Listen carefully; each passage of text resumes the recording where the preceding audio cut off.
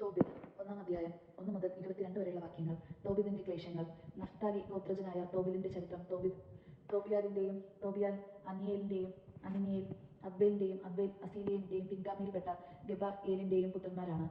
തോബിത്ത് അസീസിയ രാജാവായ ഷൽമാനേസറിന്റെ കാലത്ത് ഗലീലയിലെ കെദേശ നഫ്താലിക്ക് തെക്ക് അശേറിന് മുകൾ ഭാഗത്ത് സ്ഥിതി ചെയ്യുന്ന തിഷ്ബയിൽ നിന്ന് തടവുകാരനായി പിടിക്കപ്പെട്ടു. ഞാൻ തോബിത്ത് ജീവിതകാലം അത്രയും സത്യത്തിന്റെയും നീതിയുടെയും മാർഗത്തിലാണ് ചരിച്ചത്. അസീസിയയിലെ നിനേവയിലേക്ക് എന്നോട് കൂടെ പോന്ന സ്വദേശീയരായ സഹോദരന്മാർക്ക് ഞാൻ നിരവധി ഉപകാരങ്ങൾ ചെയ്തിട്ടുണ്ട്. സ്വദേശമായ ഇസ്രായേലിൽ ഞാൻ താമസിച്ചിരുന്ന ചെറുപ്പകാലത്ത് തന്നെ എൻ്റെ പൂർവ്വപിതാവായ നഫ്താലിയുടെ ഗോത്രം മുഴുവൻ ജെറുസലേം ഭവനത്തെ പരിത്യജിച്ച് ഇസ്രായേലിലെ എല്ലാ ഗോത്രങ്ങളിൽ നിന്ന് തിരഞ്ഞെടുക്കപ്പെട്ടത് ജെറുസലേമാണല്ലോ. സകല ഗോത്രങ്ങളിലും ബലിയർപ്പിക്കേണ്ടത് അവിടെയാണ്. അത്യുന്നതൻ വസിക്കുന്നതും എല്ലാ തലമുറകൾക്കും വേണ്ടി എന്നേക്കുമായി പ്രത്യക്ഷപ്പെടുന്നതുമായ ആലയം അവിടെയാണ്.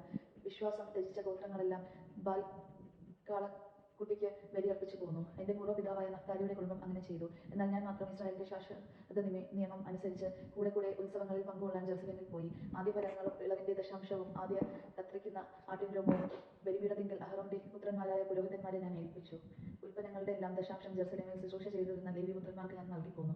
മറ്റൊരു ദശാംശം വിറ്റുകിട്ടുന്നത് എല്ലാ കൊല്ലവും ഞാൻ ജെറുസലേമിൽ കൊണ്ടുപോയി ചെലവഴിക്കുമായിരുന്നു. മൂന്നാമതൊരു ദശാംശം എൻ്റെ പിതാമഹിയായ ദബോറ നിർദ്ദേശിച്ചതനുസരിച്ച് എനിക്ക് കടപ്പാടുള്ളവർക്ക് ഞാൻ നൽകിയിരുന്നു. പിതാവ് മരിച്ച അനാഥനായിരുന്നു ഞാൻ.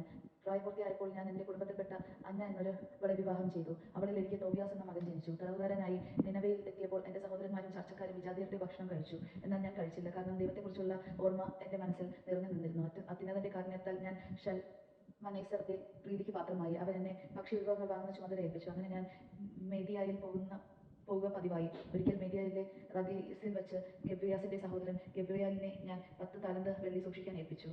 ഷൽമനേസർ മരിച്ചു. മകൻ സെനോകെരീബ് ഭരണമേറ്റു. അവന്റെ ഭരണകാലത്ത് രാജവീതി സുരക്ഷിതമില്ലാതെ വന്നതുകൊണ്ട് ഞാൻ മോദിയായിൽ പോകാതെയായി. ഷൽമനേസറിന്റെ കാലത്ത് ഞാൻ എൻ്റെ നാട്ടുകാർക്ക് വളരെയധികം ഉപകാരം ചെയ്തിട്ടുണ്ട്. വിശുദ്ധർക്ക് ഞാൻ ഭക്ഷണം കൊടുത്തു, നഗ്നർക്ക് വസ്ത്രം നൽകി. എൻ്റെ ജനത്തിൽ എല്ലാവരുടെയെങ്കിലും ദുർശീലം ഞാൻ നിനവയുടെ മതിലിന് വെളിയിൽ കിടക്കുന്നത് കണ്ടാൽ ഉടനെ ഞാൻ സംസ്കരിക്കുമായിരുന്നു. യൂദയിൽ നിന്ന് ഒളിച്ചോടുന്ന ആരെങ്കിലും സെനാകെരീബ് രാജാവ് വധിച്ചാൽ ഞാൻ അവരെ രഹസ്യമായി സംസ്കരിക്കും. വളരെ പേർ അവന്റെ കോപ അഗ്നിയിൽപ്പെട്ട് മരിച്ചു. രാജാവ് മൃതദേഹങ്ങൾ അന്വേഷിച്ചപ്പോൾ കണ്ടില്ല. ഞാനാണ് മൃതദേഹങ്ങൾ മറവ് ചെയ്തതെന്ന് നിനവേക്കാരിൽ ആരോ രാജാവിനെ അറിയിച്ചു. അതോടെ എനിക്ക് ഒളിവിൽ പോകേണ്ടതായി വന്നു. എന്നെ കൊല്ലാൻ അന്വേഷിക്കുന്നുവെന്ന് കേട്ട് പേടിച്ച് ഞാൻ നാട് വിട്ടു. രാജാവ് എൻ്റെ വസ്തുവകൾ കണ്ടുകെട്ടി. എൻ്റെ ഭാര്യ അന്നയെയും മകൻ തോബിയാസിനെയും മാത്രം അവശേഷിച്ചു. 50 ദിവസം തികഞ്ഞില്ല. സെനകെരൂബിനെ അവന്റെ 2 പുത്രന്മാരെയും വധിച്ചു. ഞാൻ അറാറാത്ത് മലയിലേക്ക് ഒളിച്ചോടി. സെനാകെരീബിന്റെ മറ്റൊരു മകൻ എസാർ-ഹദ്ദോനാണ് പിന്നെ ഭരണമേറ്റത്.